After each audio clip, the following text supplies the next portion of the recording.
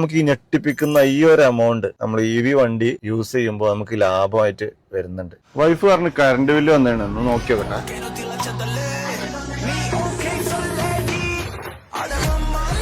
Current bill വന്നിട്ടുള്ളത് 601 രൂപ. ഞെട്ടിപ്പിക്കുന്ന ഒരു കണക്ക് ഞാൻ കാണിച്ചു തരാം. നമ്മുടെ വണ്ടി നെക്സോൺ EV കഴിഞ്ഞ മാസം ഓടിയിട്ടുള്ളത് 3268 കിലോമീറ്റർ. ഞാൻ ട്രിപ്പ് ആക്കി വെച്ചതായിരുന്നു. 3268 കിലോമീറ്റർ ഒരു ഡീസൽ വണ്ടി ഓടണമെന്നുണ്ടെങ്കിൽ എന്തോരം ഡീസൽ അടിക്കേണ്ടി വരും അല്ലെ? നമുക്ക് നോക്കി നോക്കാം. 3268 ഏകദേശം ഒരു 17 കിലോമീറ്റർ മൈലേജ് കിട്ടുന്ന ഒരു വണ്ടിയാണെന്നുണ്ടെങ്കിൽ 192 ലിറ്റർ ഡീസൽ അടിക്കണം. ഇൻറ്റു 95 18,262 രൂപക്ക് ഡീസൽ അടിക്കണം. നമുക്ക് വന്ന കറണ്ട് ബില്ല് 601 രൂപ. സോളാർ വെച്ചിട്ടാണ് എങ്കിൽ കൂടി, സോളാർ വെച്ചതില് നമ്മൾ വീട്ടിലെല്ലാ എക്യുപ്മെന്റ്സ് യൂസ് ചെയ്യുന്നുണ്ട്, AC-യും മറ്റ് കാര്യങ്ങളെല്ലാം ഉണ്ട്. എന്നാലും 602 രൂപ, 3 കിലോ വാട്ട് സോളാർ വെച്ചതാണ്. എന്നാലും നമുക്ക് ഈ ഞെട്ടിപ്പിക്കുന്ന ഈ ഒരു എമൗണ്ട് നമ്മൾ EV വണ്ടി യൂസ് ചെയ്യുമ്പോൾ നമുക്ക് ലാഭമായിട്ട് വരുന്നുണ്ട്.